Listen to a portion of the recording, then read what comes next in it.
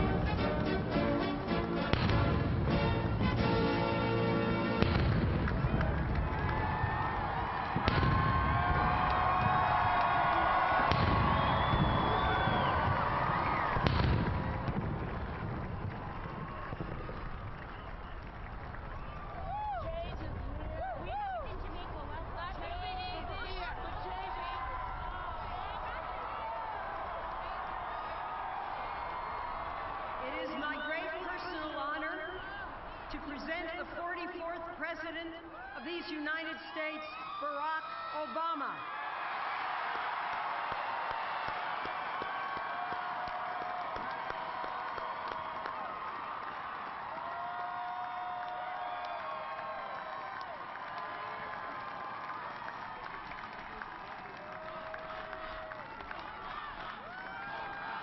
Thank you.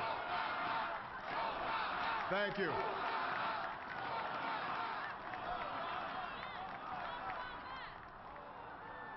My fellow citizens, I stand here today humbled by the task before us, grateful for the trust you have bestowed, mindful of the sacrifices borne by our ancestors. I thank President Bush for his service to our nation.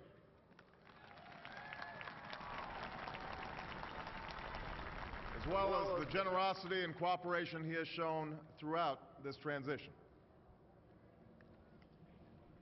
44 Americans have now taken the presidential oath. The words have been spoken during rising tides of prosperity and the still waters of peace. Yet, every so often, the oath is taken amidst gathering clouds and raging storms. At these moments, America has carried on not simply because of the skill or vision of those in high office, but because we, the people, have remained faithful to the ideals of our forebears and true to our founding documents. So it has been, so it must be with this generation of Americans. That we are in the midst of crisis is now well understood.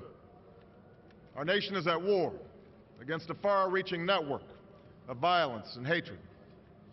Our economy is badly weakened, a consequence of greed and irresponsibility on the part of some, but also our collective failure to make hard choices and prepare the nation for a new age. Homes have been lost, jobs shed, businesses shuttered. Our health care is too costly, our schools fail too many, and each day brings further evidence that the ways we use energy strengthen our adversaries and threaten our planet. These are the indicators of crisis, subject to data and statistics. Less measurable, but no less profound, is a sapping of confidence across our land. A nagging fear that America's decline is inevitable, that The next generation must lower its sights.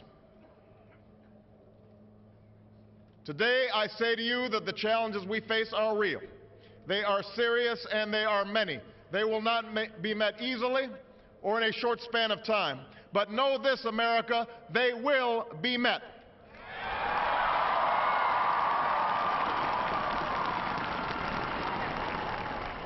On this day, we gather because we have chosen hope over fear, unity of purpose over conflict and discord. On this day, we come to proclaim an end to the petty grievances and false promises, the recriminations and worn-out dogmas that for far too long have strangled our politics. We remain a young nation, but in the words of Scripture, the time has come to set aside childish things. The time has come to reaffirm our enduring spirit, to choose our better history, to carry forward that precious gift, that noble idea passed on from generation to generation, the God-given promise that all are equal, all are free, and all deserve a chance to pursue their full measure of happiness.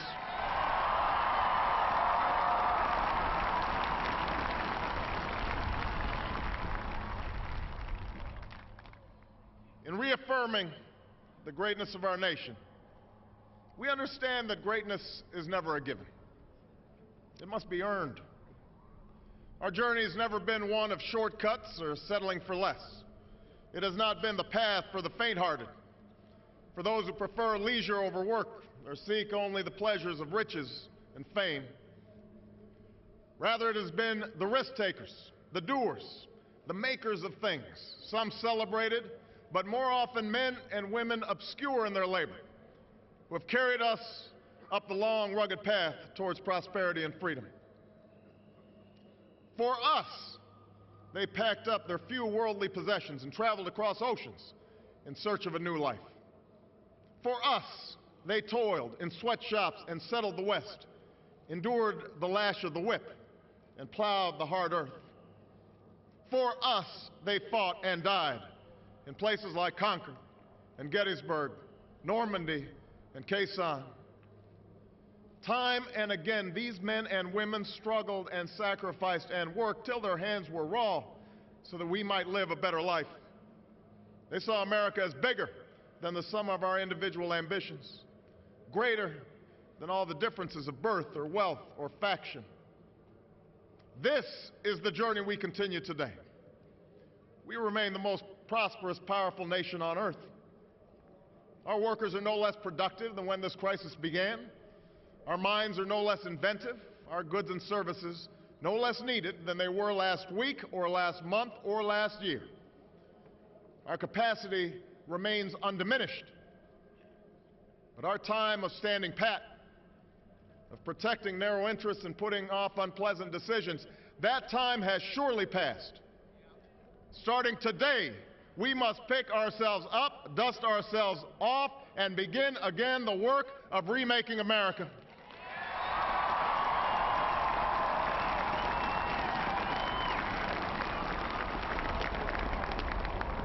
For everywhere we look, there is work to be done.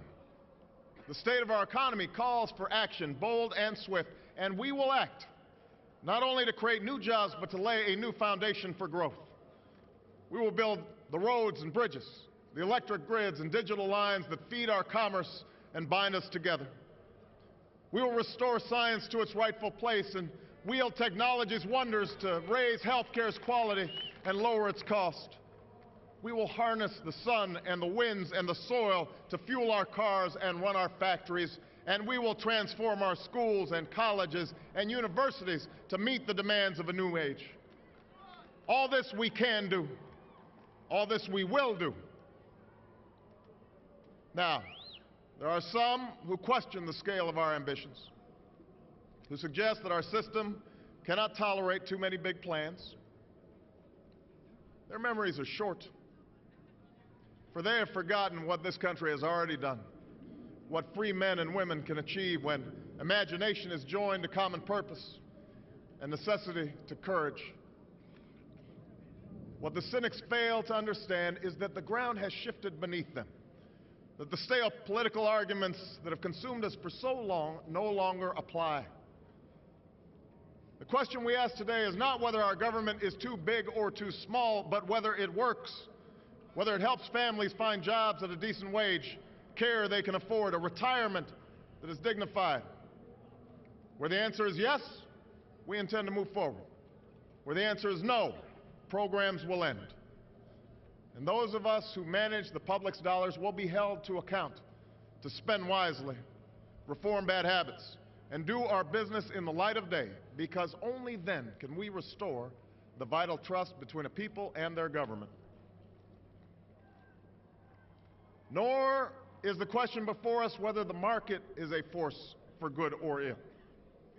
Its power to generate wealth and expand freedom is unmatched. But this crisis has reminded us that without a watchful eye, the market can spin out of control. The nation cannot prosper long when it favors only the prosperous. The success of our economy has always depended not just on the size of our gross domestic product, but on the reach of our prosperity, on the ability to extend opportunity to every willing heart. Not out of charity, but because it is the surest route to our common good.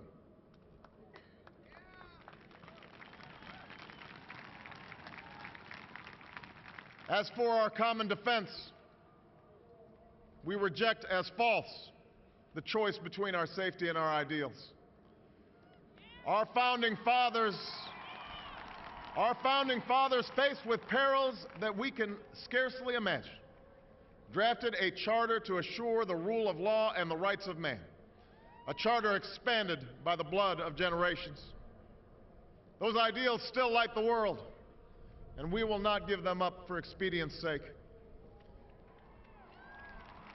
And so, to all the other peoples and governments who are watching today, from the grandest capitals to the small village where my father was born, know that America is a friend of each nation and every man, woman, and child who seeks a future of peace and dignity, and we are ready to lead once more.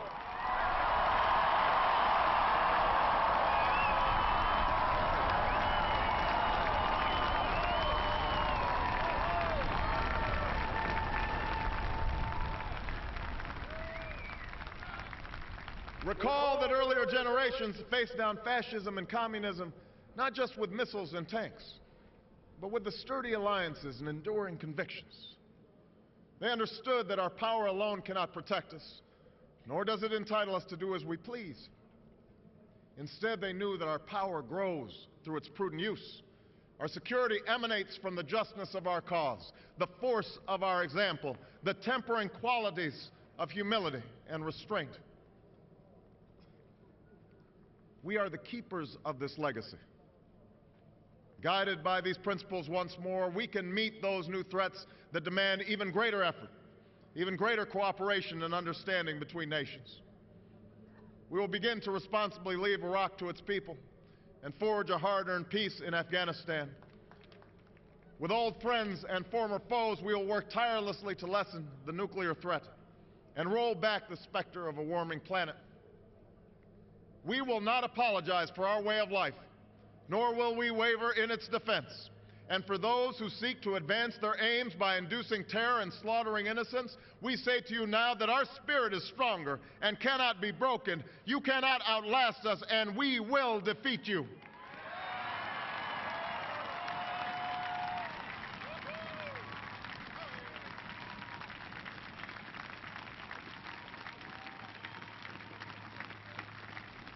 For we know that our patchwork heritage is a strength, not a weakness.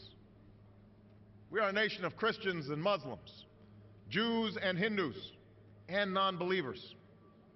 We are shaped by every language and culture, drawn from every end of this earth. And because we have tasted the bitter swill of civil war and segregation and emerged from that dark chapter stronger and more united, we cannot help but believe that the old hatreds shall someday pass, that the lines of tribes shall soon dissolve, that as the world grows smaller, our common humanity shall reveal itself, and that America must play its role in ushering in a new era of peace. To the Muslim world, We seek a new way forward based on mutual interest and mutual respect. To those leaders around the globe who seek to sow conflict or blame their society's ills on the West, know that your people will judge you on what you can build, not what you destroy. To those who cling to power through corruption and deceit and the silencing of dissent, know that you are on the wrong side of history, but that we will extend a hand if you are willing to unclench your fist. To the people of poor nations, we pledge to work alongside you to make your farms flourish and let clean waters flow, to nourish starved bodies and feed hungry minds. And to those nations like ours that enjoy relative plenty, we say we can no longer afford indifference to the suffering outside our borders, nor can we consume the world's resources without regard to effect. For the world has changed, and we must change with it. As we consider the road that unfolds before us, we remember with humble gratitude those brave Americans who, at this very hour, patrol far-off deserts and distant mountains. They have something to tell us, just as the fallen heroes who lie in Arlington whisper through the ages. We honor them not only because they are the guardians of our liberty, but because they embody the spirit of service, a willingness to find meaning in something greater than themselves. And yet, at this moment, a moment that will define a generation, it is precisely this spirit that must inhabit us all. For as much as government can do and must do, it is ultimately the faith and determination of the American people upon which this nation relies. It is the kindness to take in a stranger when the levees break, the selflessness of workers who would rather cut their hours than see a friend lose their job, which sees us through our darkest hours. It is the firefighter's courage to storm a stairway filled with smoke, but also a parent's willingness to nurture a child that finally decides our fate. Our challenges may be new. The instruments with which we meet them may be new. But those values upon which our success depends, honesty and hard work, courage and fair play, tolerance and curiosity, loyalty and patriotism, these things are old. These things are true. They have been the quiet force of progress throughout our history. What is demanded then is a return to these truths. What is required of us now is a new era of responsibility, a recognition on the part of every American that we have duties to ourselves, our nation, and the world. Duties that we do not grudgingly accept, but rather seize gladly, firm in the knowledge that there is nothing so satisfying to the spirit, so defining of our character, than giving our all to a difficult task. This is the price and the promise of citizenship. This is the source of our confidence, the knowledge that God calls on us to shape an uncertain destiny. This is the meaning of our liberty and our creed, why men and women and children of every race and every faith can join in celebration across this magnificent mall, and why a man whose father less than 60 years ago might not have been served at a local restaurant can now stand before you to take a most sacred oath.